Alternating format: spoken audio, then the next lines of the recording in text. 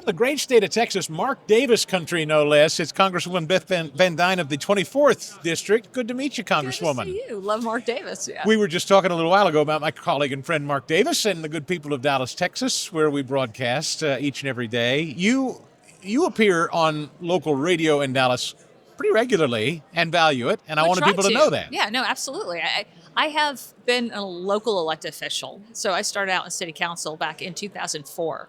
And Mark was one of the first interviews that I've had. And you show loyalty. And I was telling you, I said, it's amazing when I'm on the Mark Davis show, I get more people texting me about that than I do when I'm on Fox. There you go, Davis. There's your drop. Go ahead and cut that and use it. He's going to use that for promotional material, I can guarantee. That's awesome. No, we love Mark, and he's great. He fills in for me from time to time, too. We really appreciate him. So here we are talking with the Republican Study Committee on Capitol Hill today. The invitation was sent out to all of us who are considered media or new media to kind of message, I think, as we turn the corner and get into 2026, and I've been asking several of your colleagues, what is the message particularly given right now? The media is trying to drum up the idea, you guys are up against it, your backs are against the wall, things aren't getting better, in fact, they're getting worse, and there's nothing you can do, and it's going to be a landslide crushing defeat for Republicans in 2026.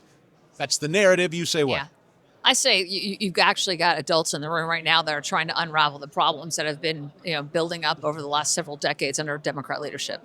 Under 4 years of the Biden administration, we saw $1.8 trillion of burdens, of regulatory burdens pushed down our businesses that we are trying to unravel. We saw record amounts of inflation that we are trying to unravel. We saw massive amounts of taxation and unfair business practices put on our U.S. Manufacturers that basically made them uncompetitive with the rest of the world. We're trying to unravel that. We're looking at mortgage costs that made it impossible for people to be able to buy homes. We are trying to unravel that with a tax package. We are looking at tariffs that have put businesses, again, U.S. businesses, in horrible positions.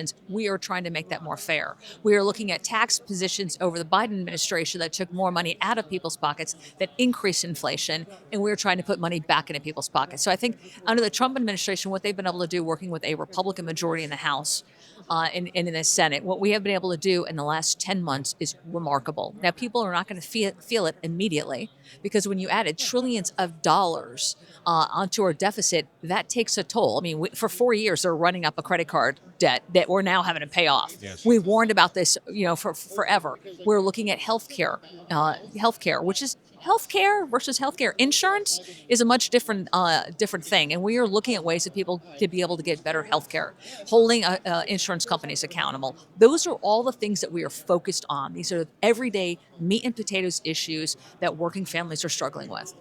But it's going to take some time because of the massive amount of damage. And by the way, I didn't even talk about what was going on at the border under the Biden administration and how they have been able to unravel that and actually protect our borders right now. And then we're looking at what's happening in crime within communities. You guys in Texas know it better than most. Yeah. That border situation, what are you hearing from your constituents in Texas? Because maybe, people to your north don't really understand the impact of a wide open border quite like people in maybe Texas or California or Arizona do. What's been the impact? We had over 60% of all the folks who entered our country illegally entered through our borders in Texas. Wow. That because we had a federal government that was unwilling to do its work. So I want to thank our state for taking the cost over $11 billion of actually trying to protect our borders and protect our state. But the fact is that we still had almost 20 million people who came in illegal in the last 4 years under the Biden administration. What we are hearing in our districts is you saw increases in fentanyl deaths. You saw increases in sex trafficking. You saw increases in gang activity, which I am very appreciative of the Trump administration from basically day one. Within 30 days, they got control of that border. Not by any new rules, not by any new laws that had to get passed by Congress, but by simply enforcing the laws that were already on the books, which showed that the Biden administration was completely ignoring them. That being said, we are trying right now to make sure that the criminal elements that are in our districts, especially those who are here illegally, are deported. We are working, you're seeing mayors, you're seeing our state being able to work very diligently with federal law enforcement officers to make sure that happens. And we're trying to do that throughout the country. It sounds like, and I've heard Vice President Vance say it very recently, that housing prices skyrocketing the way they are, one of the things he says is illegal immigration. Do you see that correlation, and explain that if so? Well, when you have federal dollars that are being spent on housing immigrants who are here illegally in our country that are paying market rate, you're rising up the cost of the market rate. You're also taking out housing from people that live here legally that could be living in.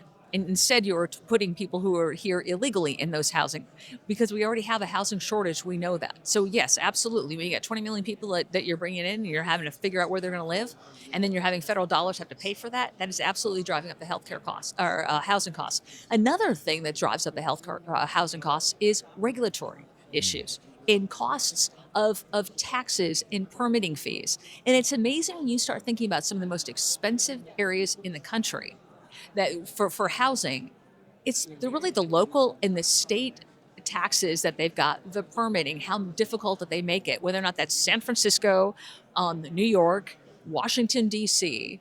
They do it to themselves, and in fact, in California, this is an often I quote this fact often. To build a new home in California, nearly 40% of the cost of building a new home is some type of government fee. Wow. So 40. if we were to take those regulations and start paring them back, instead of forcing it on the private sector, the government sector has a lot to do with that. And what we find is a lot of that has to do with the massive blue areas, whether or not those are cities that are run by Democrats or states that have horrendous housing policies and costs. I've been asking all of your colleagues this same question, and I'll ask you, collectively or individually, are you all aware of what seems to be this kind of media-driven narrative, real or perceived? Young people, housing particularly, but affordability generally, they're very unhappy, and they're almost willing now to warm to a Mandami or a AOC because they figure, what the heck, things can't get any worse.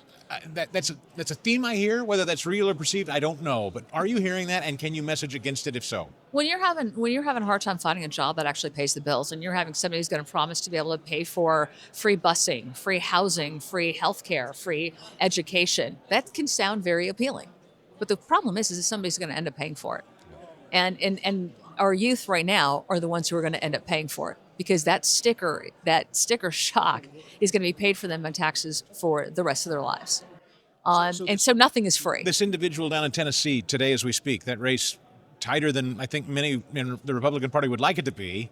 Yeah. She's selling many of those things. I don't know if she's victorious as we talk, but is that disconcerting that in Tennessee that message is working?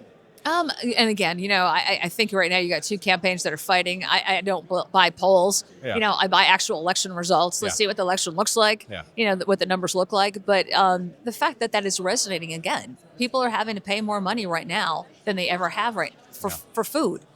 We've seen energy costs go down a little bit. We've seen price of mortgages, go down a little bit. Again, this is, I think, as a direct result of our tax bill that we just passed a few months ago. You're starting to see some of the effects of that. But when you are promised free things, which is what the Democrats promise, I'm going to give you free healthcare, I'm going to give you free busing, I'm going to give you free food. That's a great message, as opposed to Republicans saying we can't afford it. That is the responsible message. That is the message that we actually need to be sustainable, to be able to be successful in the future.